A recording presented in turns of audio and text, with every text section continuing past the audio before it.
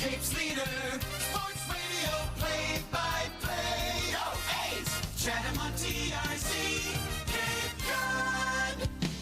Chatham A's baseball, sports radio play-by-play. Let's go A's! Wooden bats through the fog, playing under the lights. The stars of tomorrow shine tonight. No one else can beat them. Come on out and see them. Chatham A's baseball, summertime on Cape Cod. From a gray and gloomy McKeon Park in Hyannis, Massachusetts, it's game 26 of 2026. The 10-13-2 Chatham Anglers hit the road and head to Hyannis to take on the 11-14 Harbor Hawks. Diamond side from McKeon Park in Hyannis, Massachusetts, alongside my partner Jake Klein. I'm Chase Abrams. Jake, Chatham falls last night 7-3 to first place YD. It's a 4-game losing streak now for the A's. It is a 4-game losing streak, the second of the year for Chatham.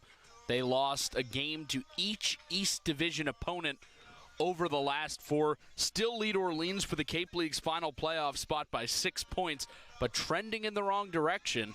And a loss tonight would mean Chatham's longest losing streak since 2019. The A's hoping to avoid that loss tonight, take on a Hyannis team that, if you want to look for the last time these two teams faced off, you have to go all the way back to Game 12 on June 27th. Chatham won that game, but maybe there's a bit of an asterisk on it. The A's won 4-2 officially, but Hyannis scored 3 runs in the 7th inning, and then that inning was wiped away because of a fog out. So Chatham comes away with the win. 4-2 is the final. Since then, the Harbor Hawks have played 500 baseball. They've gone 7-7. Chatham just a little bit below 500. However, Hyannis moved from 4th to 2nd in the West Division, and Chatham has stayed at 4th in the East Division. Plenty to talk about upcoming on the Anglers Extra pregame show. Jake Klein, as he always does, caught up with the Chatham manager, Dennis Cook.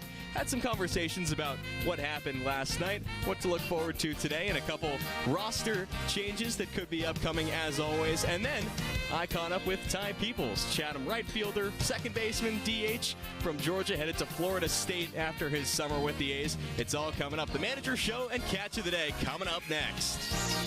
Sports Radio, play-by-play. Go A's! Chatham on TRC. Chatham Bars Inn is Cape Cod's premier 4-diamond oceanfront resort. With 217 luxurious rooms, guests have access to numerous amenities, including a private beach, complimentary children's programs, 4 award-winning restaurants, a new world-class spa, an outdoor pool, and tennis courts. Year after year, Chatham Bars Inn is recognized as one of the top resorts in the world. Chatham Bars Inn and Cape Cod Baseball. Summer fun for the whole family. Welcome back to the Anglers Extra pregame show. Another gloomy day on Cape Cod brings Chatham to McKeon Park in Hyannis to visit the Harbor Hawks. It's time for the Manager's Show. I'm Jake Klein with the Chatham skipper, Dennis Cook. Dennis, you fall 7-3 last night at home against first place YD. What did you make of that game? I didn't think we were very competitive. Really at the plate for sure. Defensively, I thought we kicked a few balls we should have caught. And against good teams, you can't do that. Just still struggling a little bit offensively. Hopefully we can break out tonight and score some runs and get some good passes at the baseball. Obviously, all 7 of Yarmouth Dennis's runs came in that one inning, the top of the 4th. What was that inning like from your perspective? We had a couple walks, I think, that hurt us, and we kicked a ground ball at second base. And then they hit a couple balls square, and then they hit a couple balls not so square that found holes. But that's kind of the way it's been the last 4 or 5 days. So hopefully that turns for us today. For Oliver Pudvar, your starter in that game, it was such a great start to the game. He had 3 perfect innings. What do you think changed in that 4th? I think he started trying to incorporate his breaking ball, just force his breaking ball a little bit too much, and he didn't have a good feel for it. I just think he overthought the situation a little bit too much, and that's not like him to walk people. So I just think it was one of those nights that he might have thought things a little bit too much, and and came back and bit him. Over the last 6 games, your team has only scored multiple runs in an inning on 4 occasions. What do you think it'll take for this offense to string together some rallies going forward? Play the short game, steal some bases, swing at good pitches, have a good approach. Just everything from the hitting standpoint needs to improve. I know it was one of your goals going into the season to create chaos on the bases, including with stolen bases, as you just mentioned. How, at this point in the season, do you feel that plan has gone? I thought it was good early, but we hadn't had a whole lot of base runners to steal. I mean, we've been behind, so it's not advantageous to steal when you're losing. So to steal bases, you can't steal first, so you got to get on base so we can steal a couple bases here and there and try to create something. How did that 4th inning rally by YD last night change your pitching plan the rest of the game? I don't think it did change it. We were hoping to get 4 or 5 out of Oliver. We didn't, but Kaysen came in and pitched really well, and that's a breath of fresh air, knowing that we got another good arm down there in the bullpen. What stood out about Kaysen Ranieri's first appearance with the A's? I just think he was attacking the strike zone, threw a ton of strikes, had good velocity, mixed well, so he looked like a pitcher. Chatting with Dennis Cook on the Manager's Show before the A's take on the Hyannis Harbor Hawks here at McKeon Park. Dennis, I understand Rob Rispoli is away from the team right now. I know he was hit by a pitch last night. What's the reason for Rob's absence? That's for Rob to tell y'all. It's nothing bad at all. It's only positive. But he's got some decisions he has to make, and we're supporting him through those decisions. And whatever he decides, we're going to be happy for him. Do you think there's a possibility Rob could return to the Anglers this summer? Yeah, I think so. I think there's a possibility, and just decisions that he needs to make, and what that are pertain to his career, and he needs to make those decisions. And if he makes a decision to come back, we'd love to have him back. In the short term, he's obviously been such a great leadoff hitter. He's reached base in 12 straight games. How do you recreate what he's done at the top of the order? Somebody's got to step up. That's been the problem. We lost all of our draft eligible guys offensively, and nobody's really come in and stepped up and filled those shoes. So it's time. These guys have got some bats under their belt. They know the process. They know what they're up against, and they need to pick it up. I know, as we've talked about the last couple of days, you've discussed this kind of tryout period for different players on the team that you've just brought in over the last week. Where do some of the newer players who've now been here for a week stand in your eyes? Well, I think we should know where we stand by the end of this week. By the end of the All-Star break, we should know where we stand, and hopefully we have a good idea of what our team will be for the remainder of the season. Do you plan at all to bring any new players in? What do you think the roster is going to look like over the next week to the All-Star break? We're in the process of trying to bring some new players in right now, just whether we can get them here. We know we have one coming in for sure on the 16th, and then hopefully a decision by another one by Friday, a draft-eligible kid by Friday, and then we got 2 more pitchers coming. Chatting with Dennis Cook here on the Manager's Show. Dennis, one last question for you. You got Jack Gleason going again tonight. He's been solid in his couple of starts so far. What do you need from him to get off on the right foot tonight? A lot of strikes, mix well, pitch somewhat deep into the game. Hopefully we can get 5, maybe 6 out of him. Would be awesome. And then we'll go in behind him with Cade being the lefty. What did you see from Cade his first time? He looked great to me. Mixed well, had a good breaking ball, attacked the strike zone. So I hope we can replicate that again this afternoon. There's Dennis Cook on the Manager's Show. A's and Harbor Hawks coming up. Dennis, thanks for the time. Thanks. Back to Chase for the rest of the Anglers Extra pregame show. All right, Jake, some definite changes. A new player coming in tomorrow, it sounds like. And, Jake, plenty of lineup switches for the A's tonight. Yeah, no, Rob Rispoli is the main one. He's been such a fixture at the top of the order for Chatham since Rhett Johnson left for Team USA. And the A's are going to miss him. They've got Jamie Palmise up there at the top of the order tonight, who really has not seen much success in his couple of games with the A's. So as Dennis Cook said, somebody has to step up for this Chatham team offensively. And maybe it'll be a guy who's been in the lineup consistently since he arrived. Ty Peoples. I talked to him on Catch of the Day coming up on the other side. Anglers Extra. Chatham on TIC. Cape Cod. Sweet Tomatoes Pizza, located right around the corner from Veterans Field at 790 Main Street in Chatham. Pick up a pie on your way to the game or grab a calzone before first pitch. The dough for their specialty pizza is rolled right before your eyes. Eat in or take out, 11 a.m. to 9 p.m. and sometimes later. Call 508-348-0200. See their full menu online at sweettomatoescapecod.com. Sweet Tomatoes, a Chatham pregame tradition.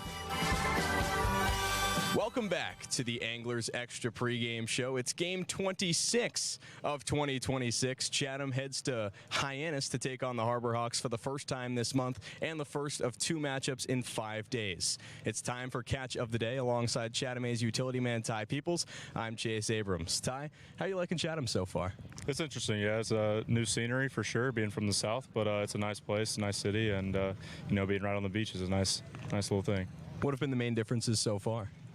A little bit of the weather. The weather kind of feels a little bit like Georgia. It's kind of bipolar right now. But I just think the whole scenery, the South is just a big difference between like restaurants and kind of just like the people and everything. But up here everyone's super nice, and they make it super easy to just be here.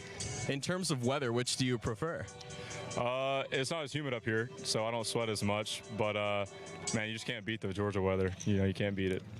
Yeah, grew up in Georgia, went to the University of Georgia. What was the recruitment process looking like for you out of high school?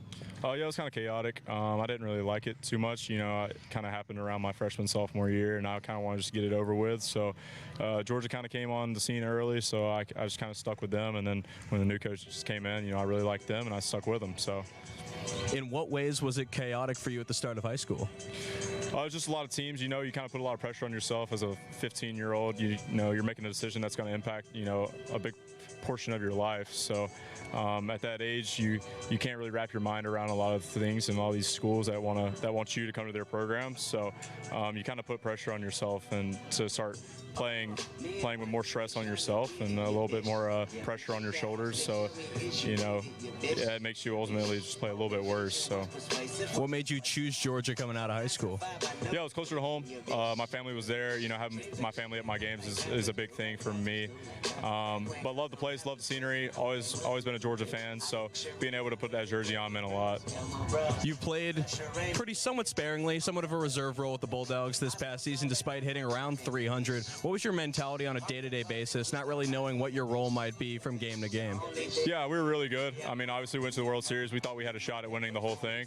But when you're sitting behind guys who are really, really good, and, we had 13 draft picks this year, so obviously we had something going right. Just knowing that, we had a lot of older guys, just to be able to learn as much as you can from those guys and what made them succeed in their careers in college, to be able to put that into my game and to, end up wherever I end up, at Florida State now, just to be able to take that and to put it in my game and hopefully succeed in the ways that they did. What were some of the lessons you learned from those older guys?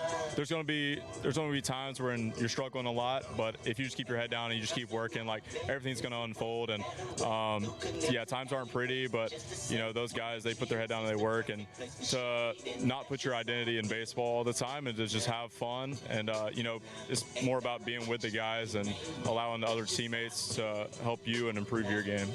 You entered the transfer portal after your freshman season at Georgia. It's such a big thing right now, the transfer portal. Talk to me about kind of what made you want to make that decision.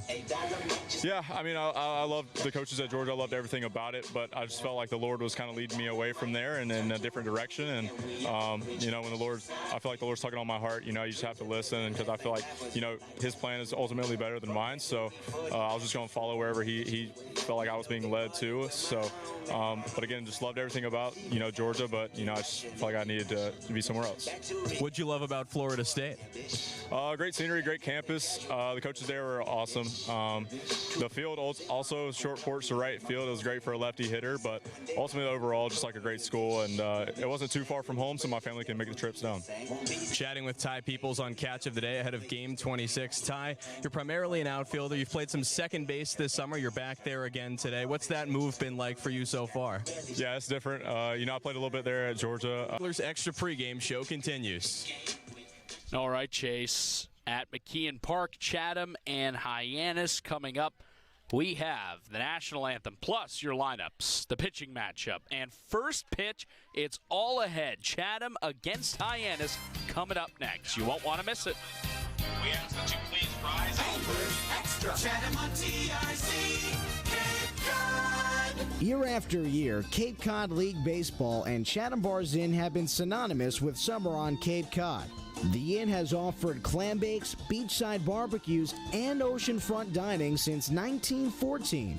The new Beach House restaurant at Chatham Bars Inn is open daily for breakfast, lunch, and dinner. Visit Chatham Bars Inn at www.chathambarsin.com.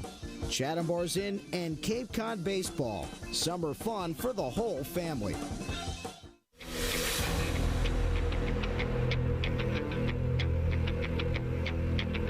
Chatham A's Baseball is on the air right now.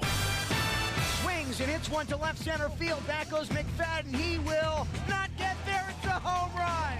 A grand slam for Todd Frazier. Chugging into second base with an RBI double is Evan Longoria. He is 4 for 4. Hit on the ground, left side. Will it get through? Off Crawford and into center field. Federovic scores and Chatham wins it in 11. The game-winning hit from Seager. It's a 5-4 Chatham winner. And now, with your play-by-play, Chase Abrams and Jake Klein.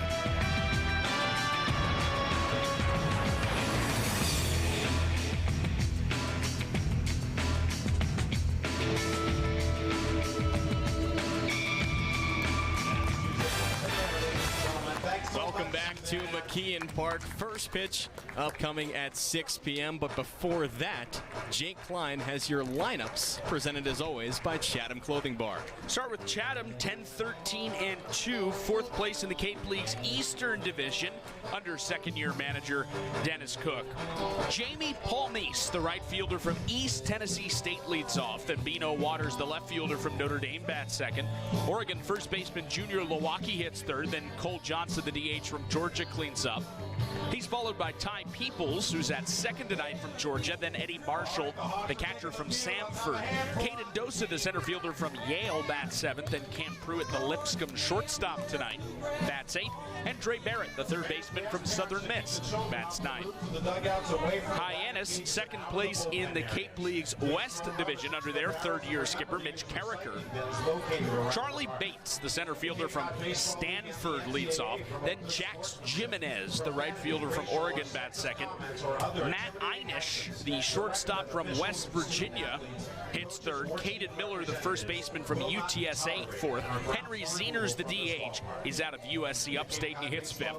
Will Fosberg, the catcher from Northeastern, sixth. And the bottom third of the Hyannis order, Taylor Kirk, the third baseman from Fordham. Liam Barrett, the left fielder from UC Santa Barbara. And J.C. Davis, the second baseman from Rice. Those are your lineups, brought to you, as always, by Chatham Clothing Bar. And Chase has your pitching matchup, presented by the Red Nun Bar and Grill. Jonah Barkov gets the ball first for Hyannis today. 6'2", 200-pound southpaw, rising redshirt sophomore at the University of Oregon.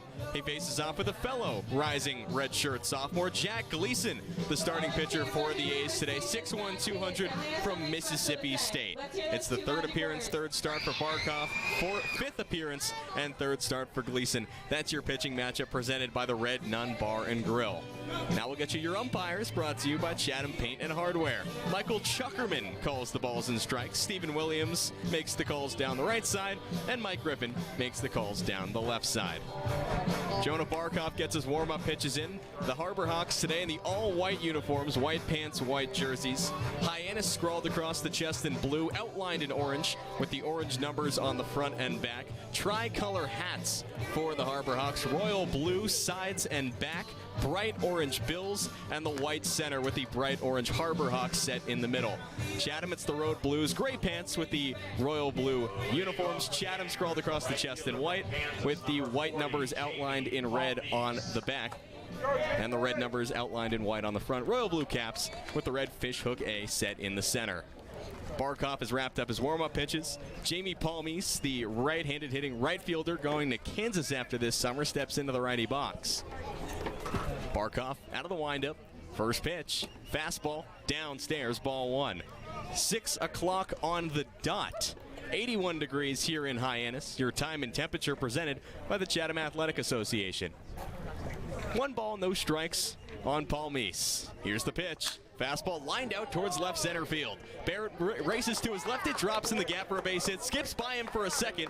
Palmise started towards second. Now he heads back to first. Barrett overran it in the left center field gap. But the center fielder, Charlie Bates, was there to back him up and kept Jamie Palmise at first. A leadoff single for Palmise. His first start in the leadoff spot for the A's this summer. That spot was inhabited by Rob Rispoli the entire month of July up until today. Bino Waters into the lefty box. First pitch to him is down and away for ball 1. Rispoli out of the leadoff spot for the first time this month. He was riding a 12-game on-base streak that was taken out of last night's game after being struck by a pitch. Pick to first, safe. Although we should specify his absence unrelated to his hit by pitch last night. He told us after the game before he left the team, he's good. Dennis Cook said he's making a decision that will benefit his career. 1-0 to Waters. Fastball lined straight back to the netting. A ball on a strike to Waters, who tosses the bat back up to himself after the foul tip.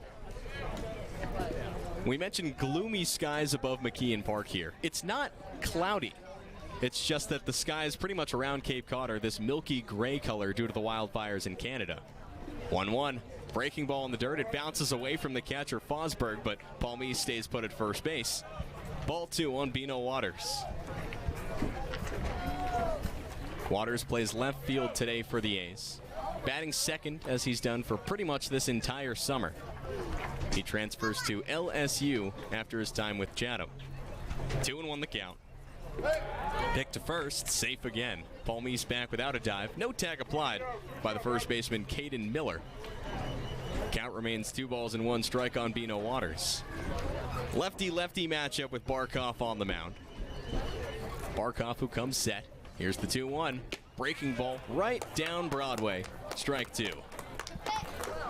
Barkov has pitched to a 5.4 ERA in his 6 2/3 innings of work with the Harbor Hawks this summer. 9 strikeouts and 2 walks for the lefty. Pick to first, safe.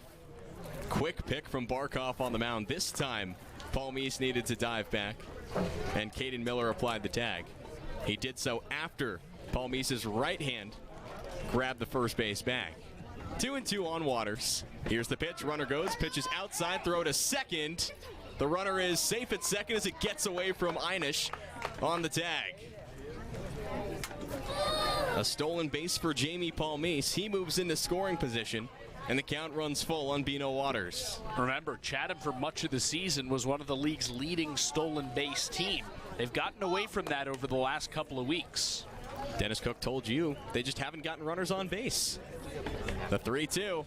Fastball bounced to the left side. Third baseman fields on a couple high hops. Kirk throws to first for the out, and Palmise stays put at second. Waters retired 5-3 for the first out in the top of the first inning. And after that, we will get you your Hyannis defensive alignment presented by our good friends at Short and Sweet Ice Cream. Liam Barrett plays left, Charlie Bates is in center, and Jax Jimenez is in right. Taylor Kirk plays third, Matt Hyannis at short, J.C. Davis at second, Caden Miller plays first, and Will Fosberg is the battery mate for Jonah Barkov on the mound. Righty Junior Milwaukee righty-lefty matchup with Barkov. First pitch, fastball, called strike 1. On the inner part of the plate, right around knee level on the righty Milwaukee. He's behind no balls and 1 strike.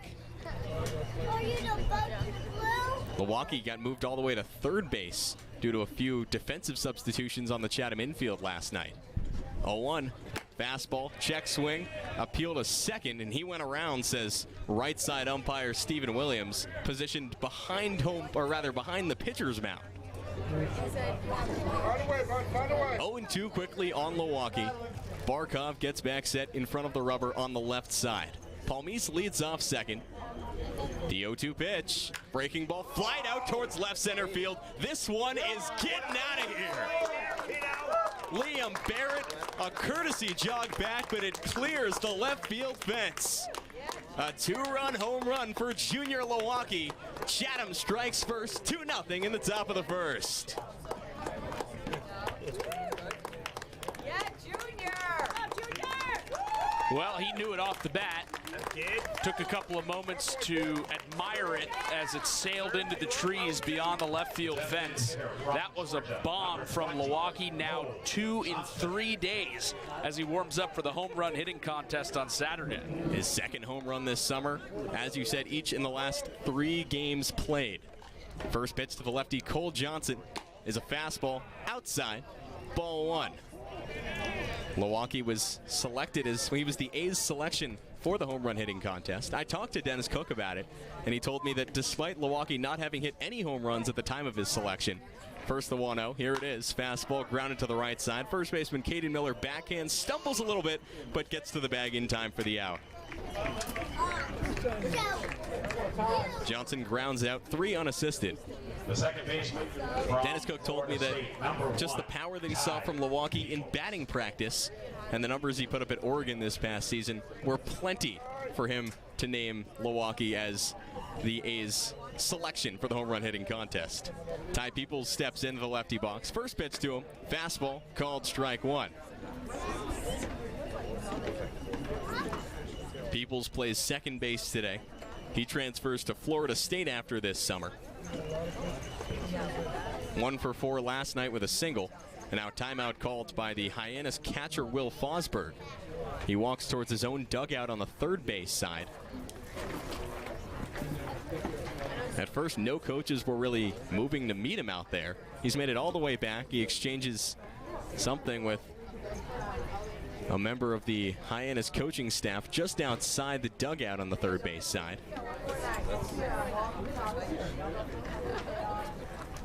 2 outs and the base is empty for Ty Peoples after the Junior Milwaukee 2-run shot and the Cole Johnson ground out.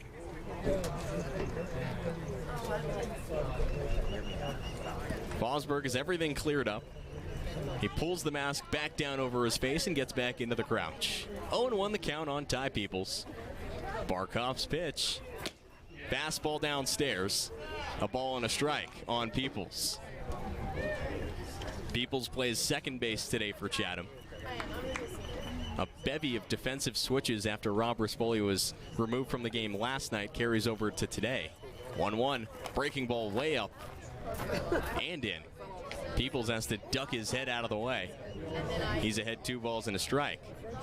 Cam Pruitt had been playing second base for Chatham. He moves over to shortstop today, and Peoples plays second.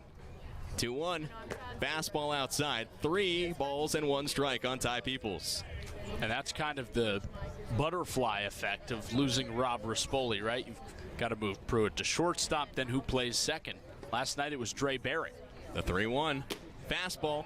Called strike 2. Peoples had spun all the way back towards his own dugout on the first base side.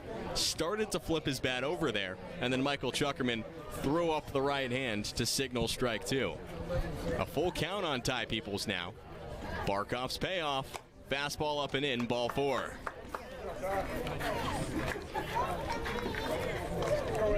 Peoples has to wait 1 extra pitch, but draws the free pass. That walk is our free pass of the game, presented by Cape Cod Community College. Go to Cape Cod Community College for free. Every program, no tuition or fees for those that qualify. Visit capecod.edu/free for more. A 2-out walk for Ty Peoples brings Eddie Marshall to the plate. Right-handed hitting catcher who goes from Samford to the University of Florida after his time with the A's.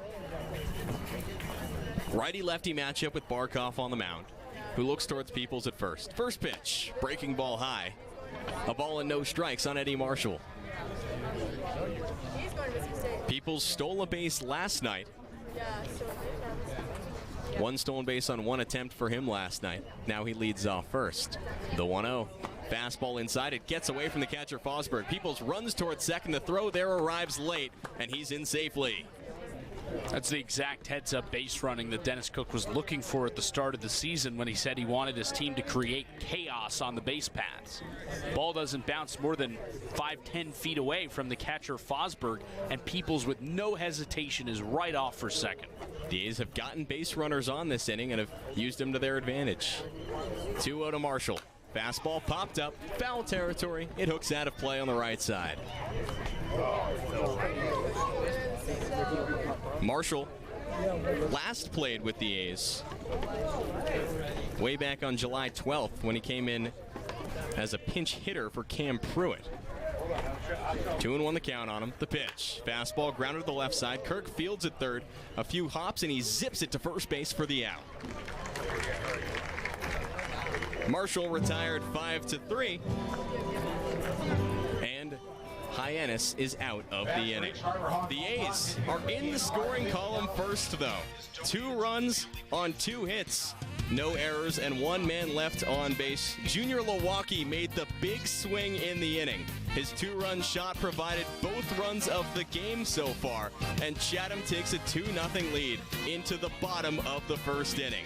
Jack Gleason will take the mound for the first time today when we come back on the Cape Cod Baseball Network. Sports Radio, play-by-play. Go A's! Chatham on GRC.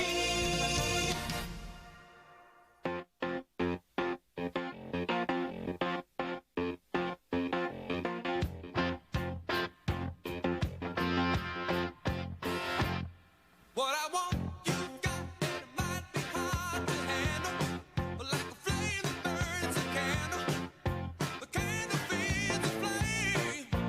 Yeah, what I got, full stock of thoughts and dreams to scatter, when you pull them all together, and how I can't explain. Oh yeah, well, you make my dreams come true.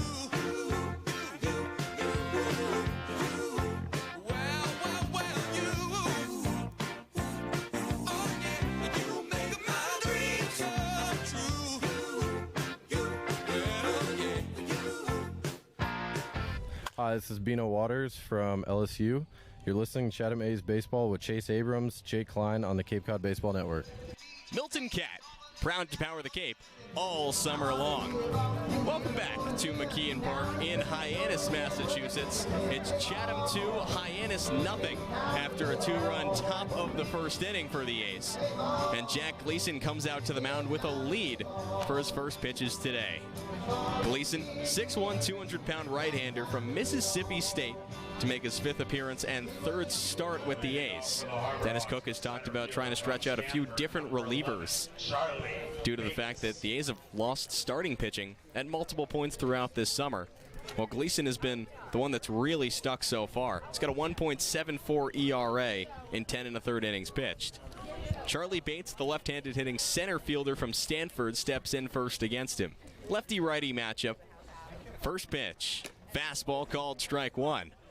Right on the inner part of the plate at the knees of the lefty Bates. No balls and a strike on him. Bates, 6'1", 195-pound center fielder. 0-1 to him. Fastball again. Called a strike again.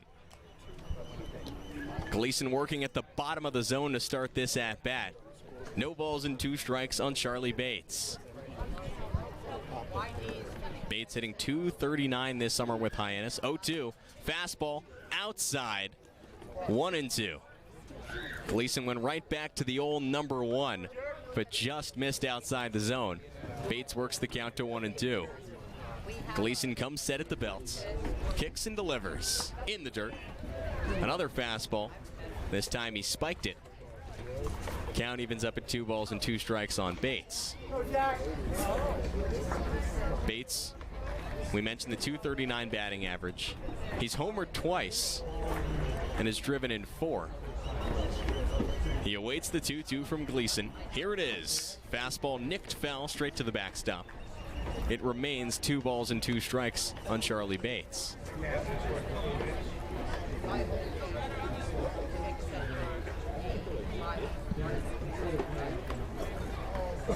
Bates, the only returning Harbor Hawk player, or the only returning Harbor Hawk bat this summer. Another 2-2 to him. Fastball cut on and foul tip, strike 3. First strikeout of the game for Jack Gleason.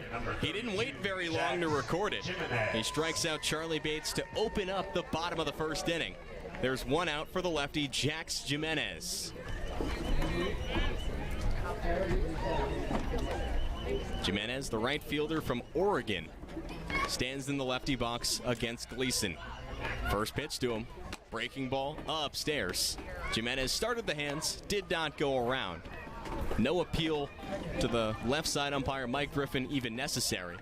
A ball and no strikes on Jimenez. Gleason sets. Here's the 1-0. Fastball downstairs. 2 balls and no strikes on Jimenez. Jimenez is hitting .217 this summer. Has not homered. In fact, he has no extra base hits for the Hyannis Harborhawks this summer. All 10 of his hits have been singles. 2-0. Fastball cut on and missed. Strike 1. Jimenez hit .283 this past season at the University of Oregon, with 16 extra base hits. 2-1 the count on him. Here's the pitch. Fastball lined out towards center field. Dosa moves to his right and makes the catch on the jog. Jimenez hit it hard, but right at Caden Dosa in center field. He's retired for the second out in the bottom of the first inning. And now we'll get you your Chatham defensive alignment, presented as always by Short and Sweet Ice Cream. Left to right across the A's outfield, Bino Waters, Caden Dosa, and Jamie Palmise. Left to right across the infield, Dre Barrett plays third. Cam Pruitt is at shortstop, Ty Peoples at second, and Junior Lewacki at first. First pitch to the lefty, Hyannis, is downstairs for ball 1. And just to wrap up the A's defensive alignment presented by Short and Sweet Ice Cream, Eddie Marshall does the catching for Jack Gleason. Once again, your Chatham A's defensive alignment presented by Short and Sweet Ice Cream. 1-0. Fastball cut on and missed. Strike 1. Hyannis, left-handed hitting shortstop from West Virginia.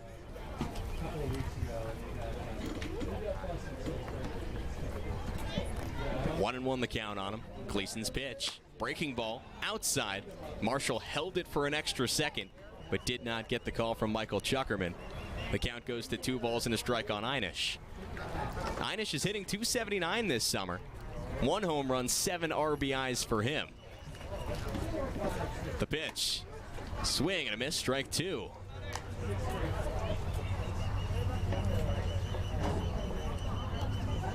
Gleason, a strikeout and a flyout so far. A strike away from getting out of this inning cleanly. Here's the 2-2. Fastball downstairs. Hyannis works the count full. Hyannis spent this past season at West Virginia. Slashed .296, well, hit .296 there with 4 home runs. The 3-2. Popped up left side. Dre Barrett drifts over and watches it sail out of play. I don't know how it is for the defenders, Chase, but it's not easy for me to see the ball against the sky right now. This cloudy gray, as you said, caused by the smoke blown in from the wildfires in Canada. It's pretty much the same color as the ball. Another 3-2. Fastball up and away, ball 4. Hyannis draws the 2-out walk. The first baseman from UT The first base runner of the game for Hyannis. Caden Miller. It brings Caden Miller to the plate, a 4th straight lefty against the righty Jack Gleason. Hyannis leads off first. 2 outs in the bottom of the first inning. Chatham 2, Hyannis nothing. Miller, left-handed hitting first baseman, steps in against the righty Gleason. Here's the pitch. Runner goes, pitches high, throw to second from Marshall. Not in time. Pruitt had to reach down to grab it just to prevent it from going into the outfield. He never even applied the tag on Hyannis, who takes the extra base successfully.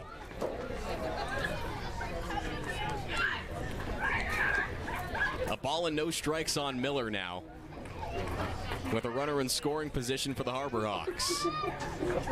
Gleason sets at the belt. The 1-0. Fastball bounced to the right side. Lewacki fields on a couple low hops. Flips to Gleason, covering at the bag. And the side is retired. Miller retired 3-1. And Hyannis does not answer back to the 2-run top of the first for Chatham. No runs, no hits, no errors, and Matt Hyannis left standing on second base. After 1 inning of play at McKeon Park, it's Chatham 2, Hyannis nothing on the Cape Cod Baseball Network. Chatham on TRC, Cape Cod.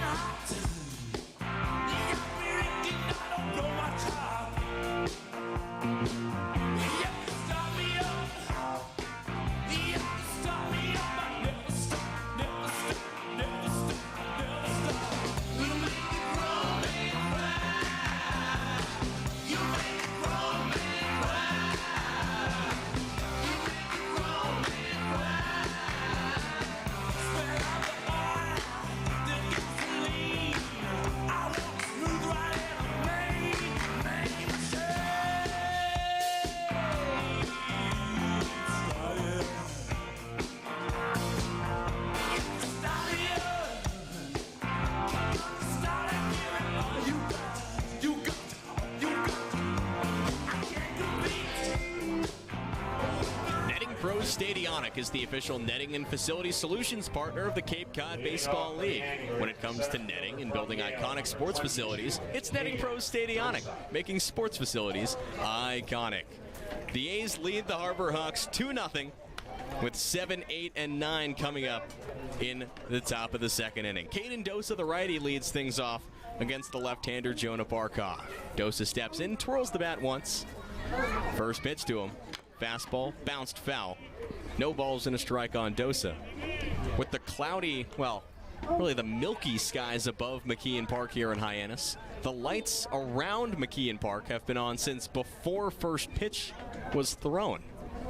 0-1. Breaking ball, called strike 2. Right on the inner part of the plate. Bell tie on the righty Dosa, who falls in a quick 0-2 hole on Barkov. The lights around McKeon Park turned 18 this year. Were installed back in 2000. Down the pitch, down and in, ball 1. The new lights at McKeon Park were installed really not that long ago. That was back in 2008. 1-2 to Dosa. Breaking ball down and in. 2 balls and 2 strikes on the Chatham center fielder. It's almost eerie.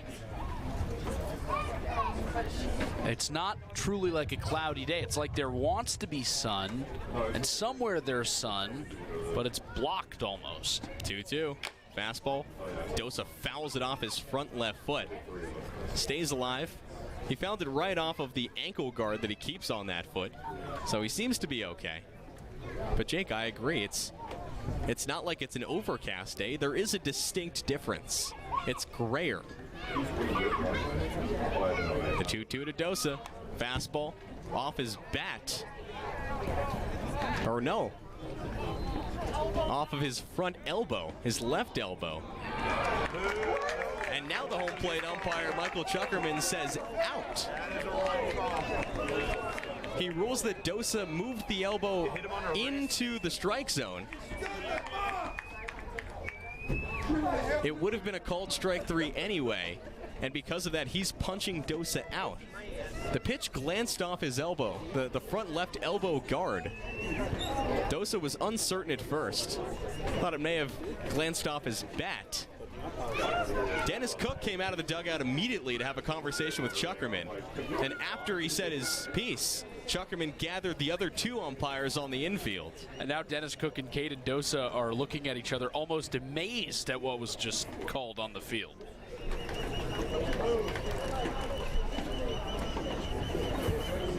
For him to punch Dosa out, he would have to rule that Dosa leaned into it. I don't believe Dosa leaned into it, but he didn't really make any move to get out of the way of it.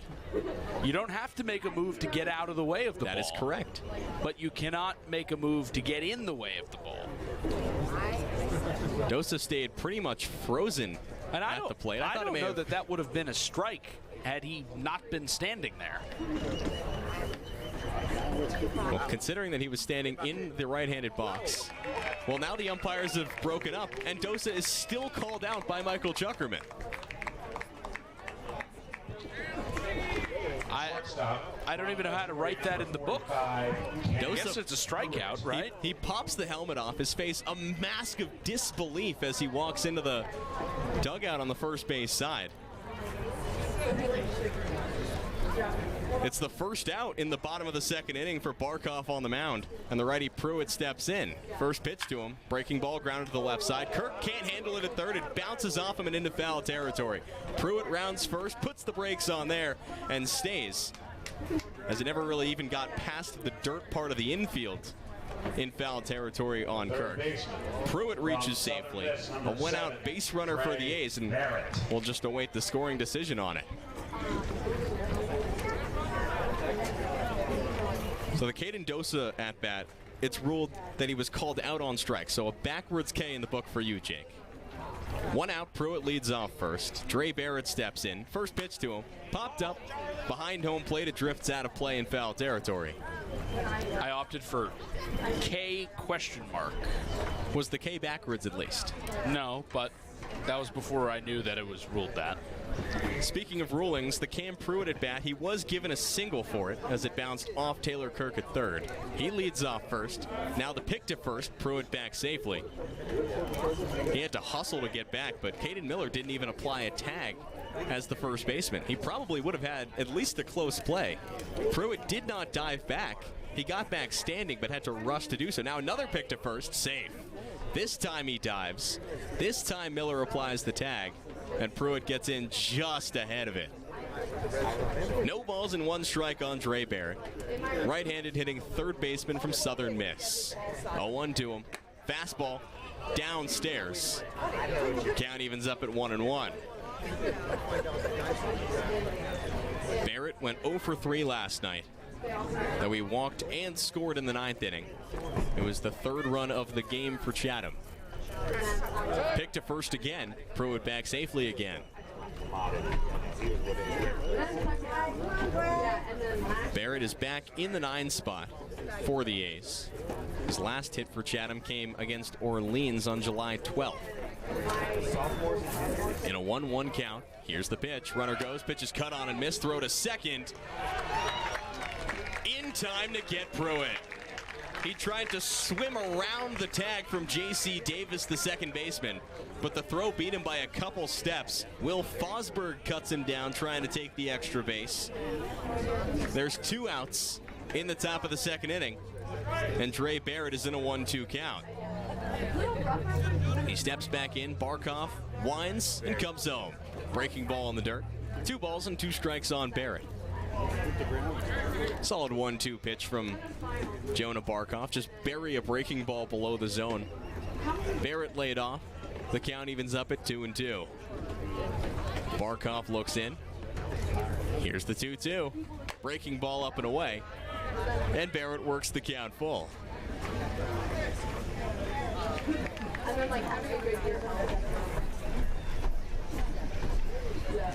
Barkov comes set.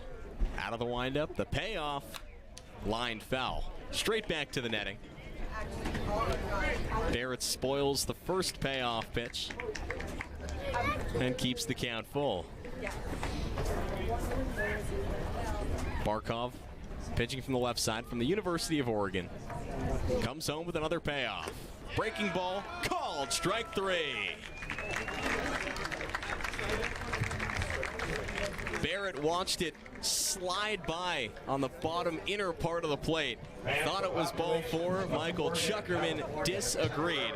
And Dre Barrett is down looking for the 3rd out of the inning. No runs, no on 1 hit with nobody left after Cam Pruitt was caught trying to steal second base. It's still Chatham 2 and Hyannis nothing after an inning and a half. Chatham on TRZ.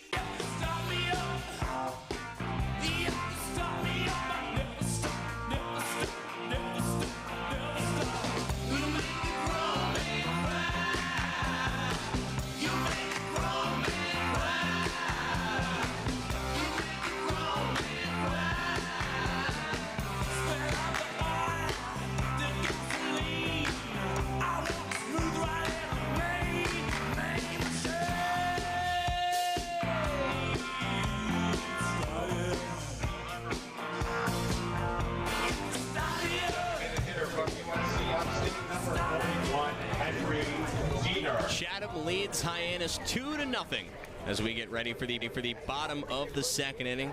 The Chatham righty Jack Gleason is set to face 5, 6, and 7 in the Hyannis order. First up, the lefty Henry Zehner. First pitch to him.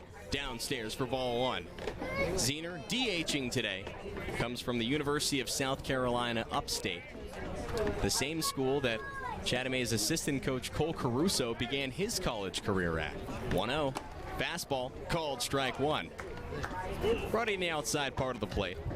Zehner reaches up to adjust his royal blue helmet in a similar motion to the ABS challenge motion that players in Major League Baseball have to make. 1-1, line to the right side. Barrett can't get it, or rather Peoples can't get it at second, and it's into right field for a base hit. Henry Zehner provides the Harbor Hawks with their first hit of the ball game. A leadoff single to start off the bottom of the 2nd inning. And it brings up another lefty for Hyannis, the catcher Will Fosberg. Remember, Peoples new at second base, or at least relatively new. It's only his 2nd game there this summer. He's a primary outfielder. Took only 1 step toward that ball. Lefty-righty matchup with Fosberg. First pitch, fastball, upstairs. 1 ball and no strikes on him. Peoples played a little bit of second base at Georgia this past season, but they play, the Bulldogs play on a turf infield, so he doesn't have a ton of experience playing second base on grass. 1-0, fastball downstairs. Marshall pops to his feet as the runner at first, Zehner, had made a motion towards second. He did not go. Marshall peeked towards first anyways, did not throw there. And the count is 1-1 on Fosberg.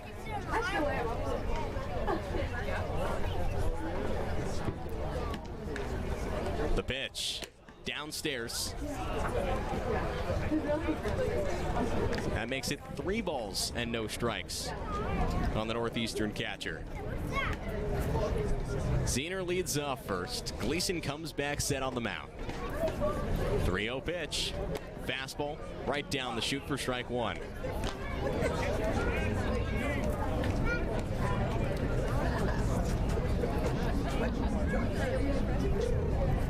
Zehner's hitting .213 this summer with Hyannis.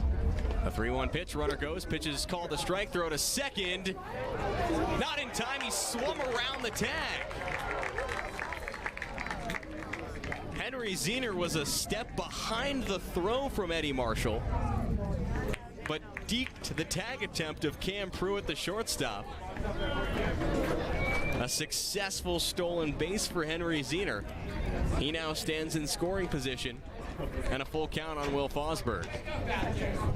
Dennis Cook says that's not even close. Jiminy Christmas, wake up out there. Here's the 3-2. Caught on and missed, strike 3. Gleason bounces back from the allowed stolen base 1 pitch previously. He strikes out Will Fosberg. His 2nd strikeout of the game. 2nd strikeout in as many innings. Now there's 1 out in the bottom of the 2nd inning. And it brings the first righty in the Hyannis batting order, Taylor Kirk, up to the plate. Righty-righty matchup. First pitch. Fastball called the strike at the bottom of the zone. 90 miles an hour on the gun from Gleason. He'll get that fastball up to about 91, 92 or so. But it's got late ride that makes it appear almost 96. 0-1 pitch. Fastball hit him. Ran inside and hit him on the left shoulder. Kirk ate it. Home plate umpire Michael Chuckerman points down to first for the free base for Taylor Kirk. And the crowd here at McKeon Park is irate after that one. It's coming from the Chatham dugout, not just the supporter section. And now Chuckerman, the plate umpire, is warning the Chatham dugout after Jay Powell yelled out that should have been a strike, like the one they called on Caden Dosa. So the A's seemingly a bit unhappy about the Caden Dosa called strike 3 just in the first part of this inning. The lefty Liam Barrett steps in. First pitch to him is knocked foul, straight back to the netting. 0-1. Compounding factors when you add in what Chatham thought should have been a caught stealing earlier in the inning. Let it be known, Kirk was hit by a pitch. The pitch was nowhere near the strike zone. It ran inside, hit him really on the back of his left shoulder. 0-1 the count on Barrett. The pitch. He squares to bunt, pulls back, and it's low. Gleason misses below the zone with an 86-mile-an-hour off-speed pitch. Barrett evens the count at 1-1. Ziener leads off second. Kirk leads off first. 1 out, 1-1 the count on Barrett. Gleason's pitch. Fastball popped up, foul territory, and it drifts out of play. And Jake, you're right. The second this ball leaves the bat, I lose track of it. Not going to be an easy day for the outfielders for either team today. Yeah, Eddie Marshall, the Chatham catcher, lost track of it. He threw his hands up in the air. Now a ball and 2 strikes on Barrett. 2 men on and 1 man gone in the bottom of the second inning. Gleason comes set. Looks towards second. The 1-2. Fastball inside. Marshall back pick to first. And out is the call there. He gets the throw ahead of the dive back from Taylor Kirk. Heads up play from Marshall behind the dish. Kirk is cut down, trying to get back to first. Henry Ziener stays put on second base. Now there's 2 outs in the bottom of the second inning.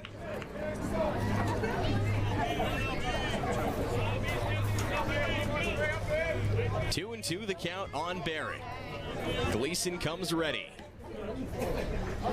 Here's the pitch. Fastball flied out towards short right center field. It stays on the infield, and Ty Peoples, the second baseman, hauls it in for the catch. I lost it in the sky, but Ty Peoples kept track of it and put it away for the 3rd out. Jack Gleason works around the leadoff single and the stolen base from Henry Ziener. He strikes out Will Fosberg, gets a little help from his catcher Eddie Marshall, throwing out Taylor Kirk after the hit by pitch, and Liam Barrett pops out to end it. No runs, no hit, 1 hit, and 1 man left after 2 innings at McKeon Park. Chatham A's on the air.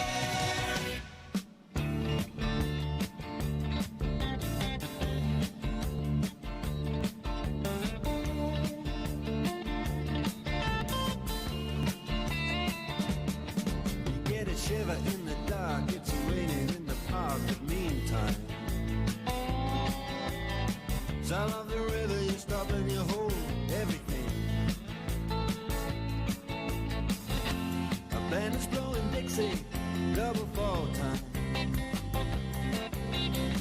You feel alright when you hear the music ring.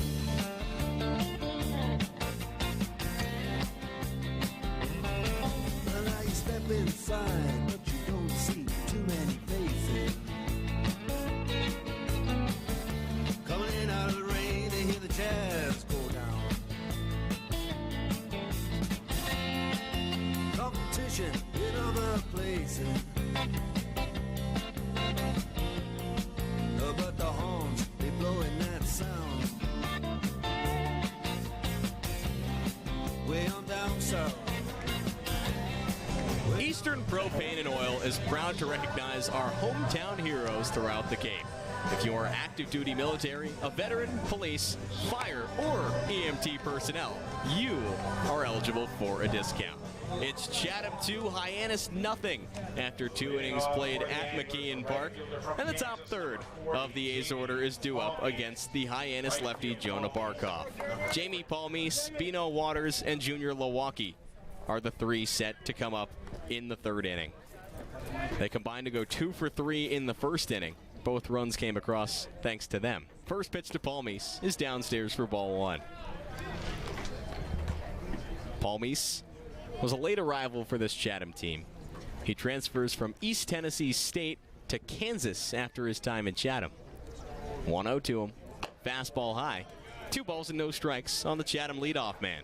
Do you know where East Tennessee State is located? You put me on the spot, and no, I do not. Johnson City. Of course. 2-0 on Palmise.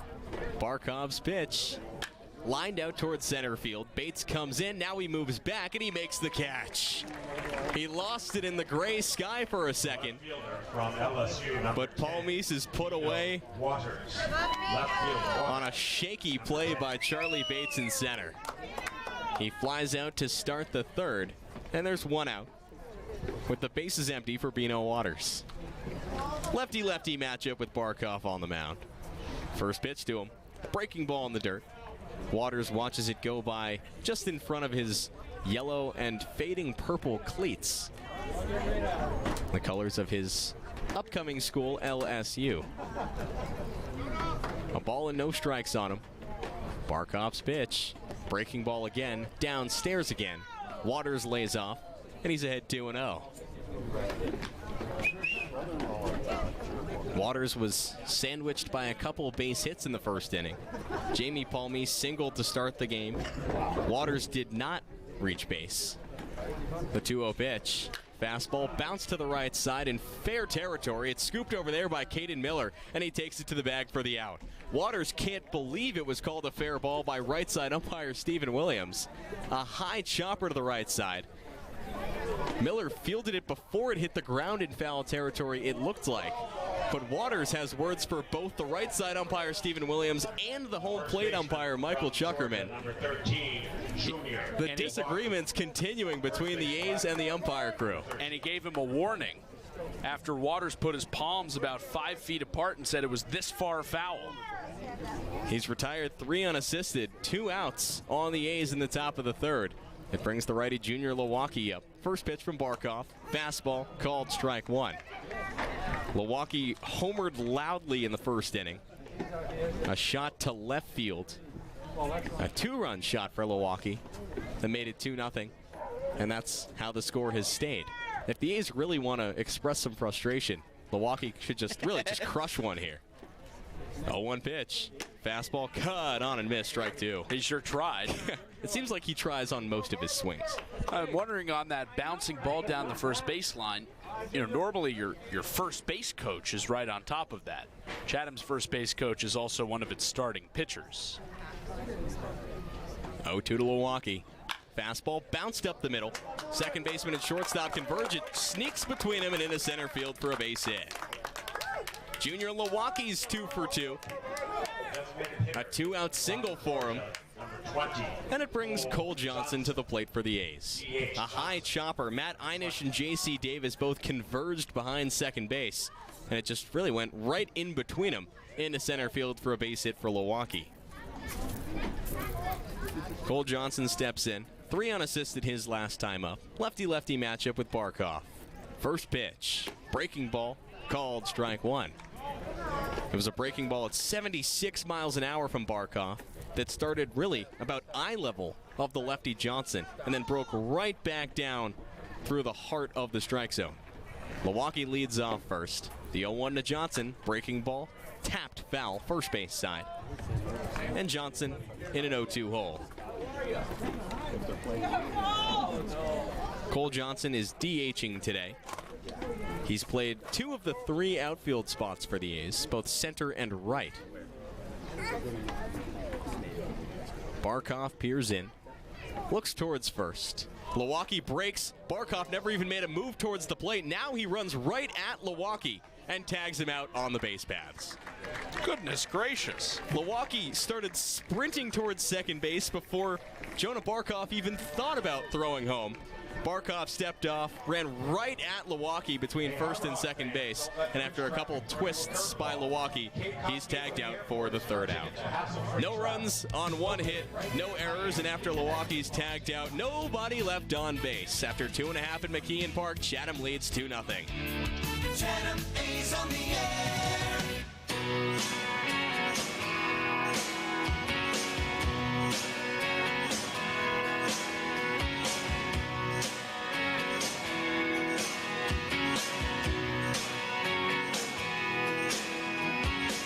Well, I was born in a small town, and I live in a small town. Every day in a small town, oh, small communities. All my friends live in a small town. My parents live in the same small town. My town is a small town, but there's little opportunity.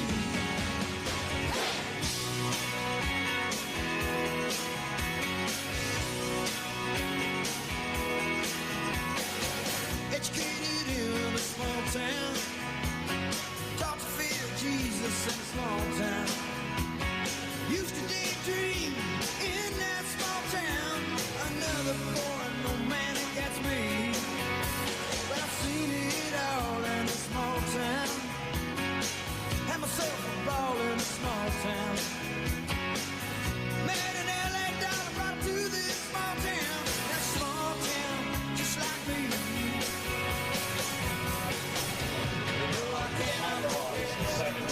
Jack Gleason is back out to the mound for the A's. Still ahead 2-0 over the Harbor Hawks. Gleason set to face 9-1-2 in the Hyannis order. The righty J.C. Davis leads things off against him. Righty-righty matchup. First pitch. Fastball. Up and in. A ball and no strikes on Davis. Davis, one of just 2 right-handed hitters in the entirety of the Hyannis batting order today. 7 lefties for the Harbor Hawks to just 2 righties.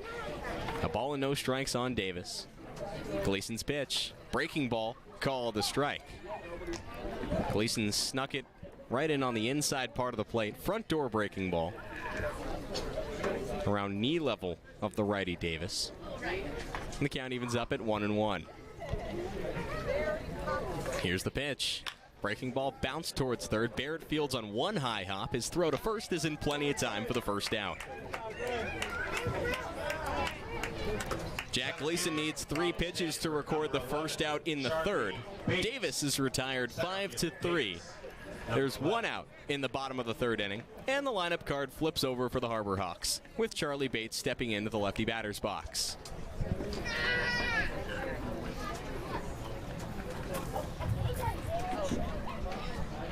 Lefty-righty matchup between Bates and Gleason. First pitch, breaking ball, popped up, foul territory, and it hooks out of play behind home plate.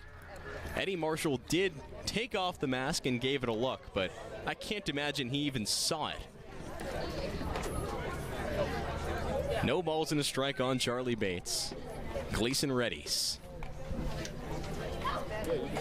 Here's the pitch. Downstairs, ball 2. Or rather, ball 1. 1-1 on Bates. Remember, Chatham came here last year, one of the last road games of the regular season, and Daniel Jackson, the A's right fielder, lost 3 balls in the sky that night. 1-1, breaking ball, ground to the right side, past the first baseman, Milwaukee, and down the right field line. Bates chugs around first, and it's bobbled in the corner by Paul Meeson right. Now Bates goes towards third. The relay there, not in time. It got past Milwaukee at first, and then Paul Meese couldn't pick it up cleanly in the right field corner. Charlie Bates, who was thinking 2 out of the box, turns it into 3. A 1-out triple for him.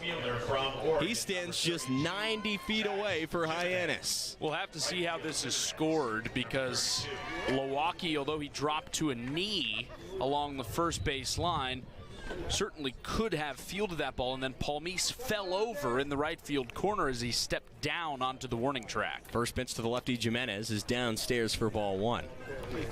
With Bates on third and 1 out, the Chatham infield comes in. It's ruled a double on the ground ball from Bates with the extra base from an E9. 1-0. Fastball, popped up, right side foul territory. Milwaukee tracks it back. Paul Meese comes in from right. Milwaukee makes the catch. Bates tags from third. Milwaukee's throw goes up in the air. It bounced off the Chatham dugout in foul territory. Bounced up in the air, and Bates scored. I mean, simply put, that has got to be out of play. If there is a net there, then that area has to be out of play. There's no way there can be a net in the field of play. Milwaukee's throw home was interrupted, was blocked by the netting. And it probably would have been a reasonably routine play at the plate. He was about 100 feet from home plate when Bates decided to tag. First pitch to the lefty Hyannis is outside for ball one. And if you're Milwaukee, I don't know what else you can do there other than just drop the ball. A ball and no strikes on Hyannis. Base is empty, 2 outs. The pitch. Fastball downstairs. 2 balls and no strikes on him now. Marshall held the frame for an extra second, but did not get the call.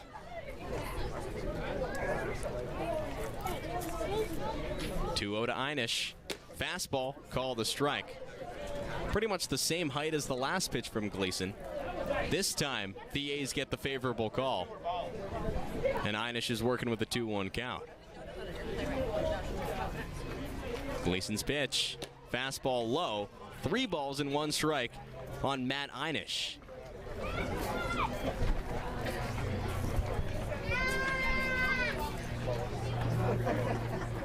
Hyannis hitting .279 entering play today. 3-1 to him. Fastball looped out towards left center field. Dosa breaks in and makes the catch, coming in.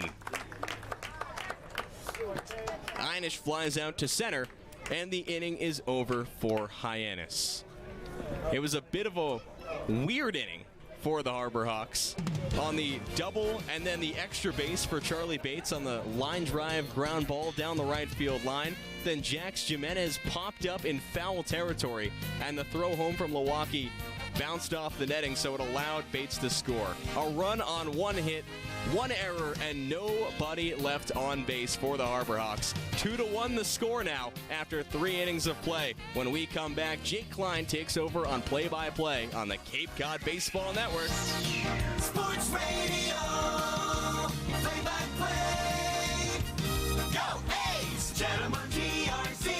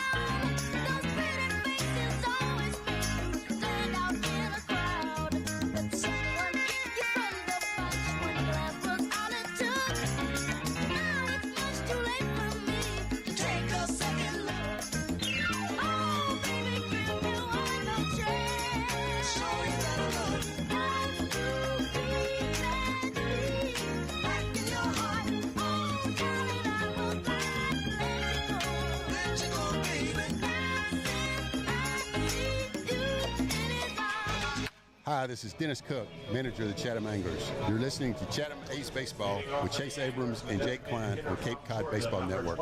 Welcome back to McKeon Park for the top of the 4th inning. For your play-by-play, here's Jake Klein. All right, Chase, the lefty Jonah Barkhoff back out for Hyannis. Now a 2-1 game in favor of the A's as the 4th begins. And a left-on-left matchup with Cole Johnson starts the 4th. First pitch, line down the right side. It drops foul.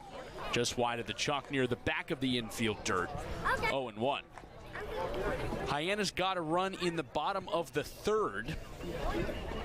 Charlie Bates hit a double down the right field line. Jamie Palmise, the Chatham right fielder, fell over in the right field corner, tripped on the 2-inch lip between the warning track and the grass. 0-1. Downstairs, 1-1 on Johnson. So that allowed the runner Bates to move to 3rd. Then a pop fly to Junior Milwaukee into the Chatham bullpen down the right field side turned into a sacrifice pop when Junior Milwaukee's throw hit the net backstop. 1-1 pitch. Breaking ball grounded foul toward Ty Peoples in the on-deck circle. 1-2.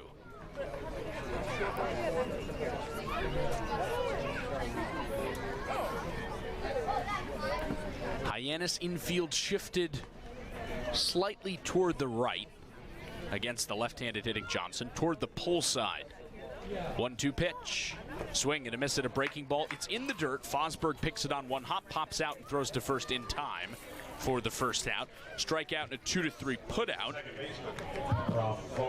Johnson retired, and there's one gone in the fourth.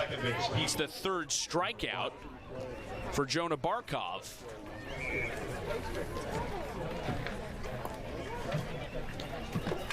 So one man gone, and now Ty Peoples comes up. Another left-on-left matchup.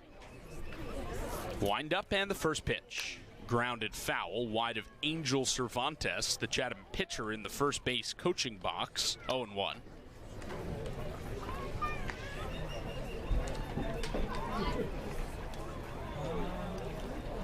Sky ever so slightly darker than it was when the game began. Still a flat shade of gray. 0-1 on the outside corner. 0-2. Lights have been on since we arrived at McKeon Park, hours before game time during Harbor Hawk batting practice. 0-2 pitch. Swing and a miss at a breaking ball. On 7 pitches, Jonah Barkov strikes out the first 2 batters he faces. He gets Johnson on the curveball in the dirt, Peoples on the curveball in the zone, and there are 2 gone as Eddie Marshall comes up. Right-handed hitting catcher is 0 for 1 with a ground out to third. Left-hander Barkov looks in. First pitch. Grounded softly right side. First baseman Miller charges, scoops it up, flips to the pitcher covering. Did Barkov tap the base? He did. Marshall put out on a little cue ball toward the first baseman Miller. He pitched it to Barkov, who hit the base just in time for the 3-1 putout. And Chatham goes down in order on 8 pitches in the fourth.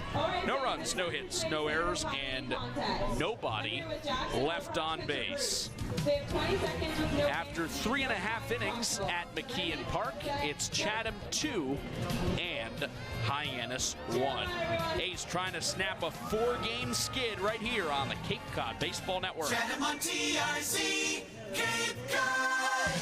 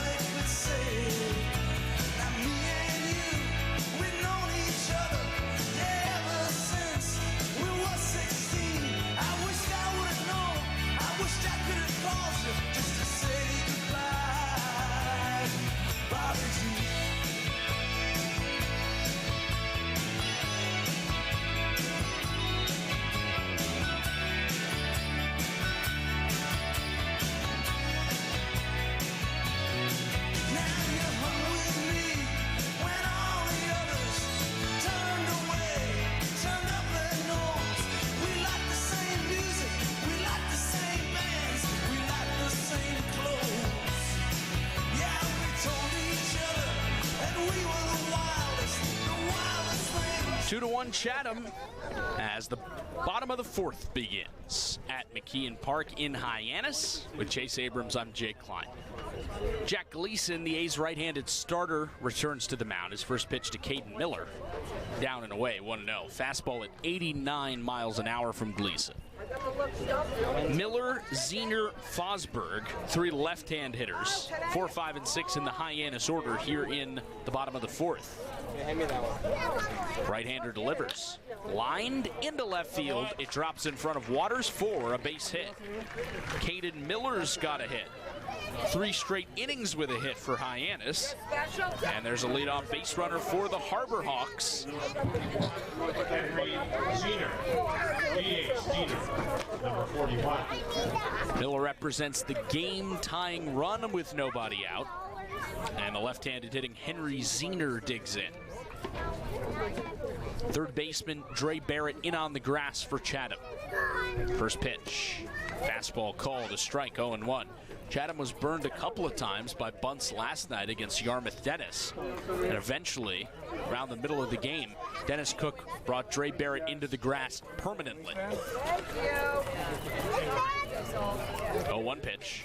Breaking ball popped up, out of play. Left side offset behind home plate. 0-2 on Zener.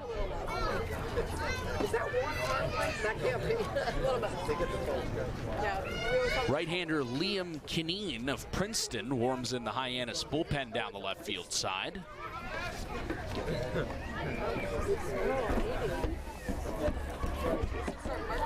Here comes the 0-2 pitch to Zener on the way, just outside. 87 from Gleason. 1 ball, 2 strikes. The first time Jack Gleason started a game on June 28th at Wareham, Dennis Cook said he hoped to get 2 innings out of Gleason. 1-2 pitch. Runner goes from first. It's a fastball drilled in the air to center field. Dosa shuffles back. He lines it up. He makes the catch for the first out, and Miller retreats to first. 1 gone here in the 4th. Runner stays at first with 1 away as Will Fosberg comes up. So in that game against Wareham, Gleason not only matched Dennis Cook's expectation for him to give the A's 2 innings, he went 3 innings. He bested it. And now Dennis Cook wants him to go 6. Right. His next start, he went 4, worked into the 5th, the one after that. And today, 6. First pitch to Fosberg, down and in. At least, as you said, Chase, that was what Dennis Cook said he hoped for on the Anglers Extra pregame show today. Yeah. 1-0 pitch, runner goes, breaking ball in the dirt, swung on and missed, throw to second is in time, they got him. Miller knew it. He slid in head first as Pruitt put the tag on his foot. And Miller popped right up and jogged off toward the Hyannis dugout. Second runner caught stealing today by Eddie Marshall, the Chatham catcher. There are 2 gone, and now the count 1-1 on Fosberg. First pitch, cut on and missed. 1-2.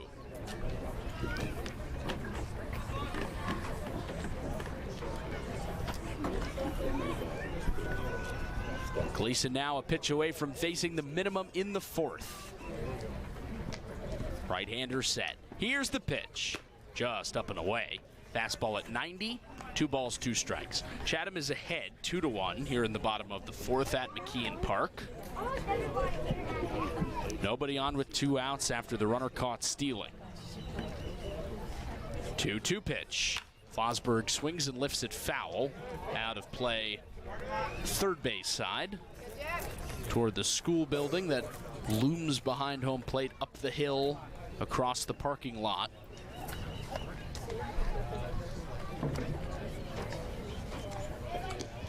Another 2-2 coming to Fosberg. Gleason readies. A deep breath, the pitch. Swing and a miss, strike 3. Third strikeout for Jack Gleason. This one ends the 4th, and he faces the minimum in the inning. No runs on 1 hit, no errors, and nobody left on base after Miller is caught stealing. Chatham aims to tack on to a 2-1 lead as the 5th begins on the Cape Cod Baseball Network.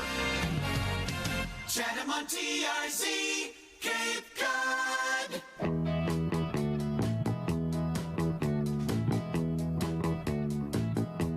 Like tell you about now, baby.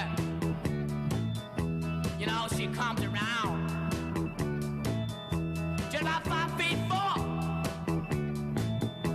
from her head to the ground. You know, she comes around here just about midnight. She make her feel so good, love. She make her feel all right. And her name is G. L. Whoa. R.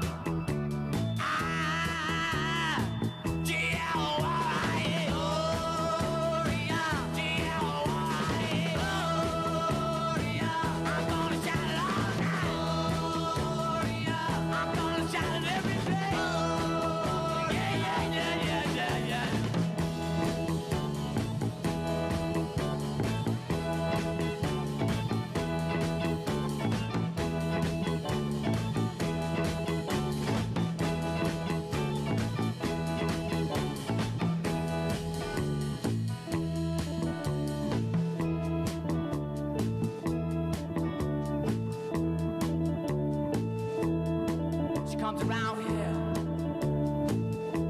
Just about midnight. She make me feel so good. Oh, I said she make me feel. Back at McKeon Park in Hyannis. Time for the 5th inning. 2-1 Chatham. And Hyannis makes a Chatham Barzin call to the bullpen. Mitch Carricker calls upon the 6'4", 210-pound Princeton sophomore Liam Kineen.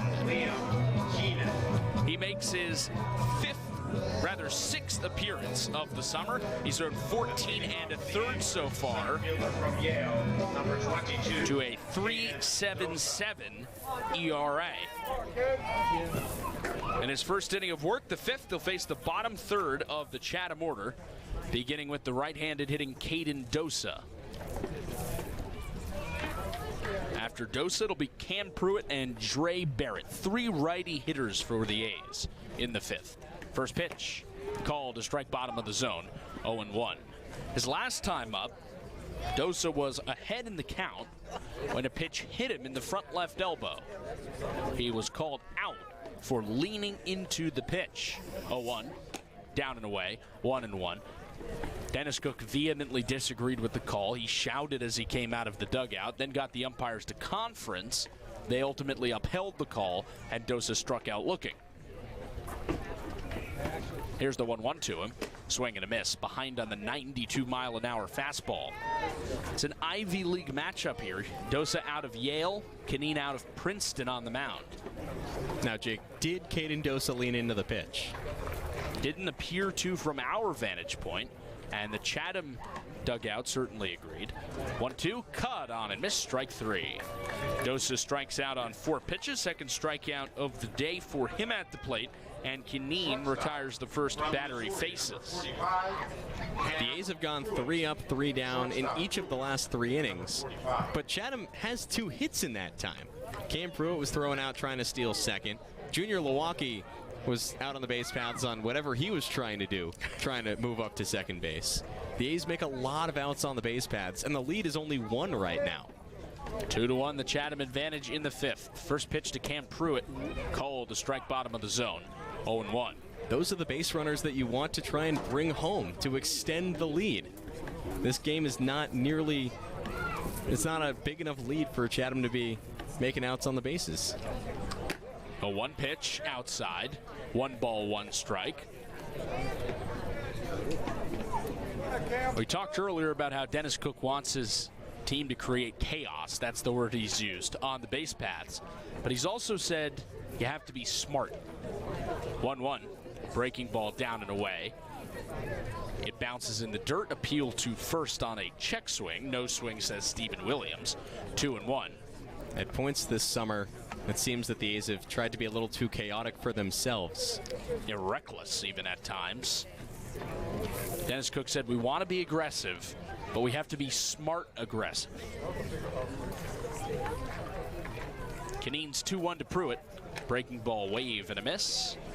It was just above the dirt when the catcher Fosberg caught it, well below the zone, but Pruitt swung over it. 2 balls and 2 strikes. Singled his last time up. He was then caught stealing. Here's the 2-2. Check swing, he bounces it foul. Against the backstop, offset toward the first base side, just in front of us. Stays 2 balls and 2 strikes on Pruitt.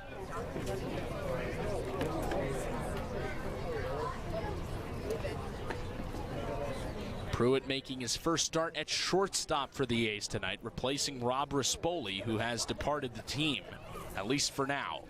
2-2 pitch. He reaches out and taps it on the ground to short. Enich charges his throw to first in time for the second out. 2 up, 2 down for Kineen out of the bullpen. Pruitt grounds out. Hyannis pitchers, since the first inning ended, have faced the minimum, and there are 2 gone in the second. Rather, 2 gone in the 5th. That streak started in the 2nd, and now Dre Barrett comes up. First pitch to Barrett. Breaking ball grounded foul behind home plate. Barrett nods, 0-1.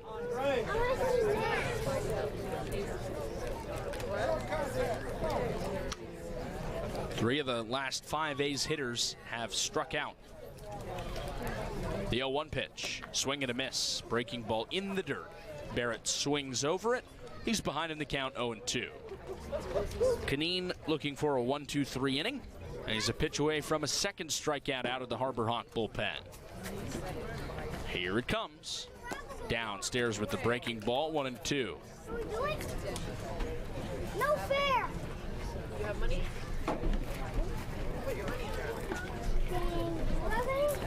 It's only becoming gloomier in Hyannis as it starts to get darker. 1-2 pitch. Popped up. Out of play. Offset toward the first base side of home. 1-2. I mean, the sky really the exact same flat shade of gray that it was earlier in the day. It's just ever so slightly darker. Pitch upstairs. Goes to 2 balls and 2 strikes on Barrett. The entire Hyannis infield started moving towards the dugout after that pitch came in, thinking it was going to be called strike 3. It was right near the letters of the right-handed hitter. He's worked the count even. Now Klein deals again. Breaking ball down and away. Barrett lays off, and the count goes full. Top of the order on deck in Jamie Palmise. Before the 3-2, Klein takes a lap around the mound. Climbs up the back of the hill while he nods, takes a deep breath, and leans in for the sign. Gets it, comes set, payoff pitch. Breaking ball lofted foul, out of play over the Chatham dugout, first base side. Count stays full on Dre Barrett. 4 hits for the A's, 3 for the Harbor Hawks. Though Chatham does not have one of those hits since the 3rd, when Junior Lowacki singled with 2 out and then was picked off. Another 3-2 to Barrett.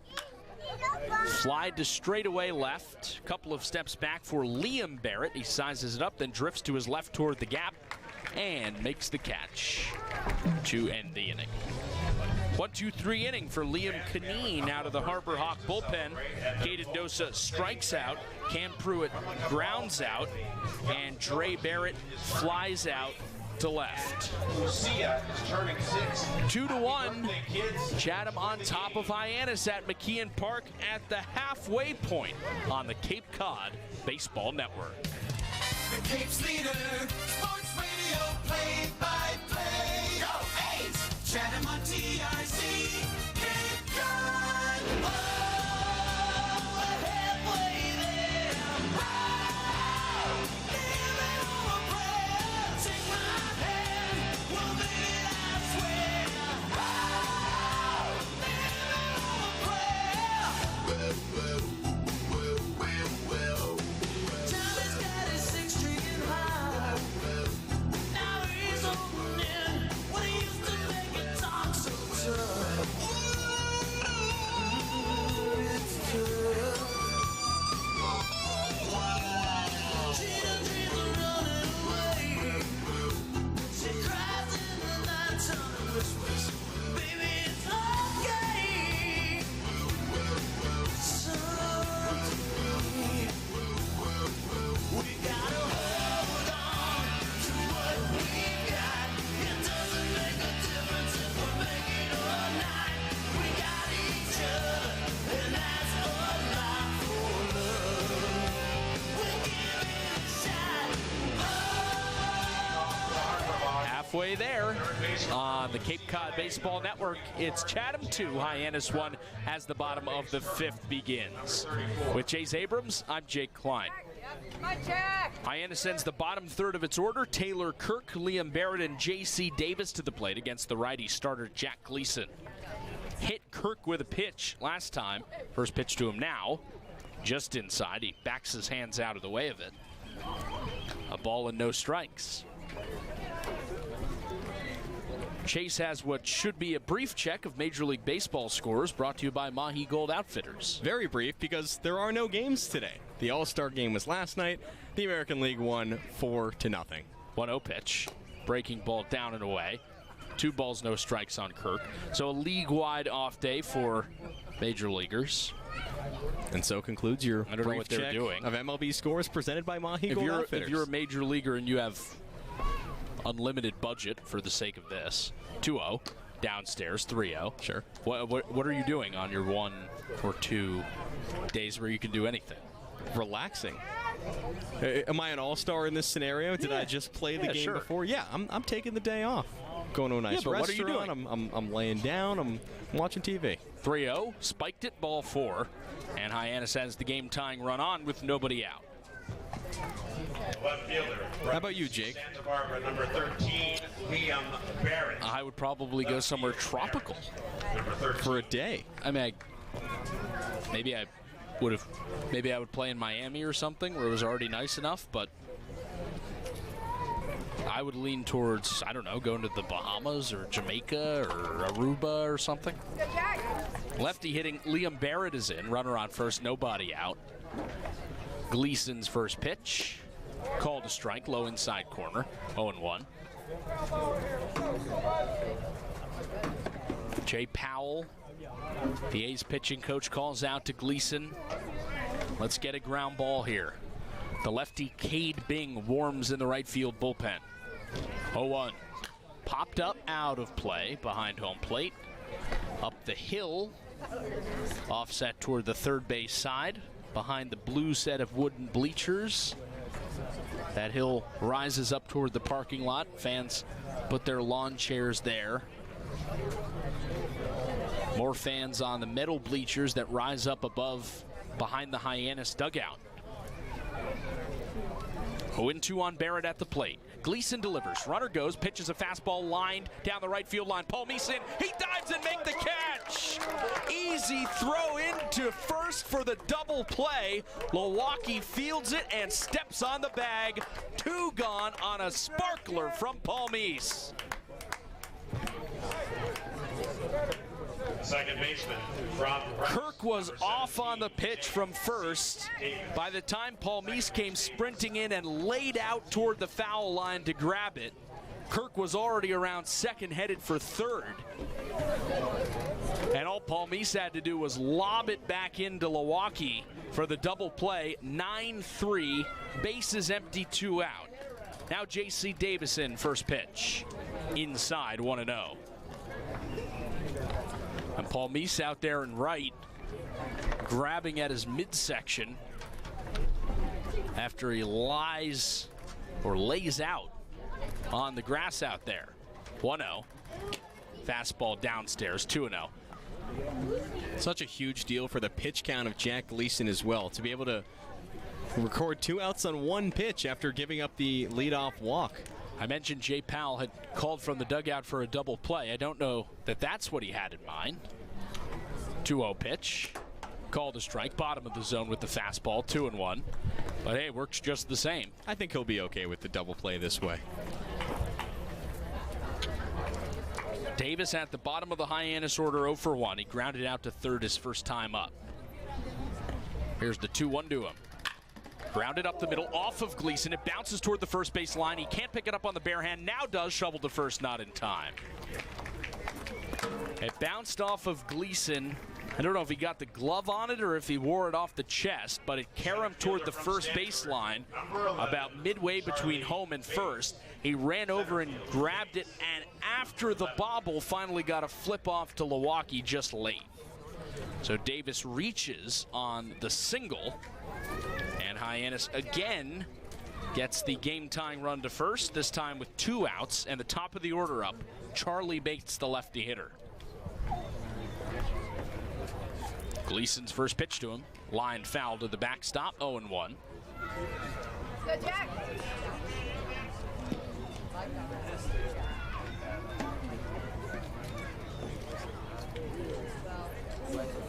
You've got the lefty Bing warming in the bullpen. Dennis Cook opts to stick with the right-on-left matchup. Pick to first, safe. No tag applied by Milwaukee. Head first dive by Davis. After Bates, the next 5 hitters after him are also lefties. A 1 pitch. Breaking ball high. Marshall pops out of his crouch to catch it, 1-1.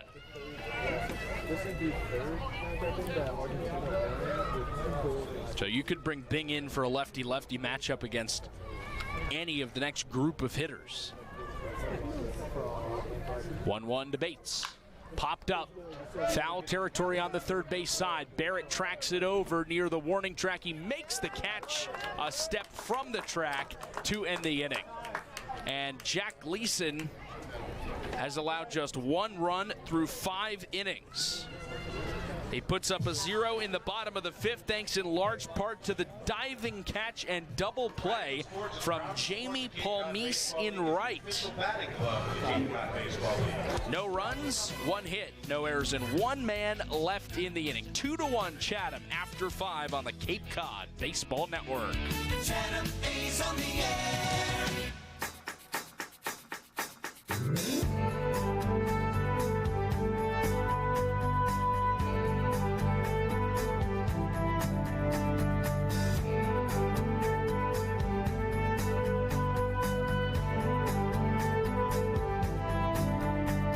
I got so down and out in Frisco, tired of the pills and the rain. I picked up headed for the sunshine. I left a good thing behind. Seemed all of our love was in vain. Now my baby's coming in on the Tucson train.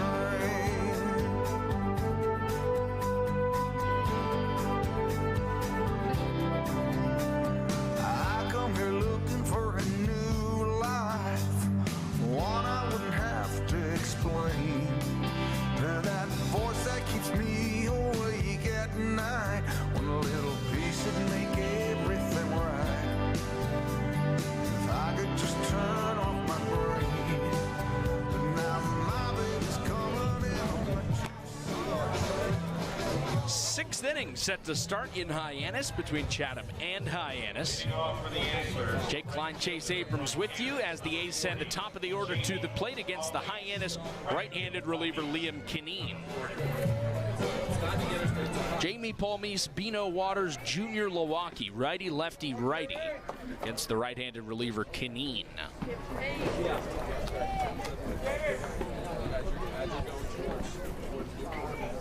First pitch to Palmise, high and tight, 1-0. Chatham's 2 runs came in the first on the 2-run homer by Milwaukee. The A's have not scored since.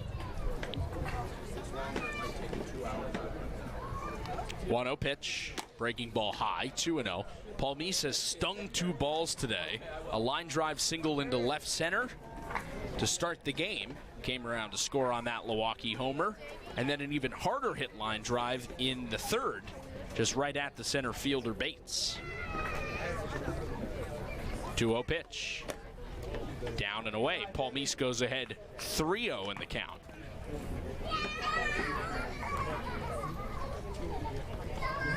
Four hits apiece in this game after the single by J.C. Davis in the 5th. 3-0 to Palmise on the way. Inside ball 4. Kineen walked him on 4 pitches, and Palmise, who's already got a stolen base today, is on with nobody out in the 6th. Left fielder from LSU, number 10, Bino Waters. Left field, Waters, number 10. See how aggressive Dennis Cook wants to be with his leadoff man on first. He said to me pregame, one of the reasons Chatham hasn't stolen as many bases of late is because they've been playing from behind. Ahead 2-1 here in the 6th. First pitch to Bino Waters. Called a strike outside corner, 0-1. Waters is 0 for 2. Ground outs to 3rd and to 1st. Had a 1 for 4 day last night. Picked to first, safe. Palmise dives back head first. Waters' single last night came on a line drive into the right center field gap in the 9th. Drove in Chatham's 3rd run. The A's still lost by 4 to Yarmouth Dennis. 0-1 pitch. Breaking ball, grounded sharply right side, diving stop by Davis. Gets to his knee, throw to first in time. full extension on the infield from J.C. Davis. He robs Bino Waters of a hit with a diving stop, throws him out 4-3. The runner does move to second, but there's one gone. Number 13. Come on, Junior. Junior Milwaukee comes to the plate now with Palmise on second and one out.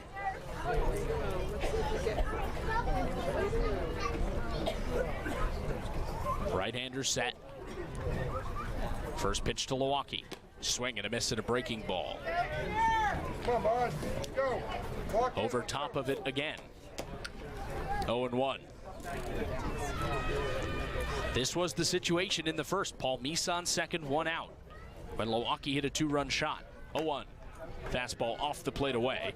1 ball, 1 strike. Let's take a look at the scores across the Cape, presented by the Massachusetts Office of Travel and Tourism. We have a final in South Yarmouth. Wareham 1, Yarmouth Dennis 0. Wow! The Red Sox shut out for the first time in 120 games. Milwaukee cuts and misses 1-2. Yarmouth Dennis in first place this summer. Hadn't been shut out since 2023. And the Red Sox are shut out by the 8-17, now 9-17 Wareham Gatemen. Runner on second, one out here. 1-2 to Milwaukee in the dirt. Blocked by the catcher. Fosberg keeps Palmise at second with one out. That's probably your most notable score from today so far. Brewster is leading Cotuit 5-0 at home. Bourne leads Falmouth 2-1 in the bottom of the fourth. And Harwich is already ahead of Orleans 3-0 after 3 innings played there. So a good result for Chatham, the fact that Orleans is trailing. 2-2 on Milwaukee. Here's the pitch. Swing and a miss, strike 3, way out in front of the breaking ball. Third strikeout, second strikeout for Klein out of the bullpen. And there are 2 away. Palmise remains at second as Cole Johnson comes up. I mean, Harwich playing Orleans in general is not great news for Chatham. If you're trying to pull away from Orleans and catch up to Harwich. Can only accomplish one of those things today. However, probably the more important one is pulling away from Orleans and staying in playoff contention. With a win today and an Orleans loss, the A's can make their lead on the Firebirds 8 points. First pitch to Johnson. Fastball called a strike, inside corner. 0-1. That would be an 8-point lead. That's a 4-game lead with 14 games to play. Come on, Cole. Klein's 0-1. Breaking ball down and away. 1-1. You can hear the airplanes taking off from the Hyannis airport nearby, but you can't see them at all under this haze.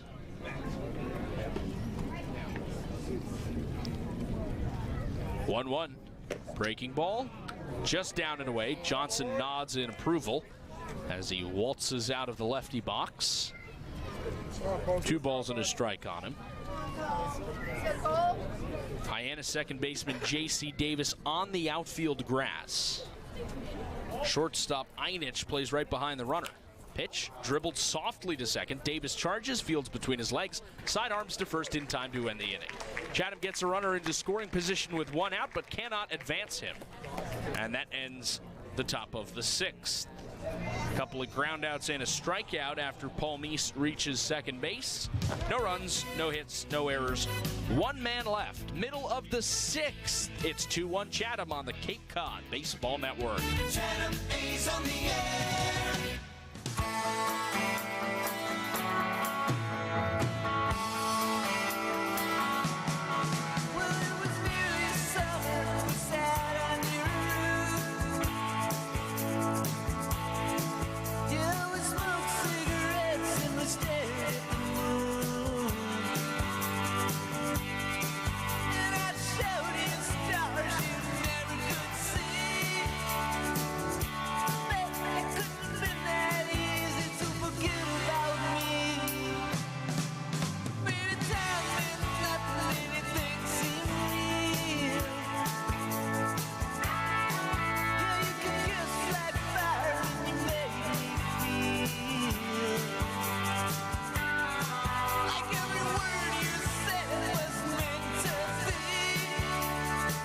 visited Harwich a couple of nights back. And in that game, Bing did not allow a run across his 2 2/3 inning, struck out 2 and walked 1, gave up 2 hits.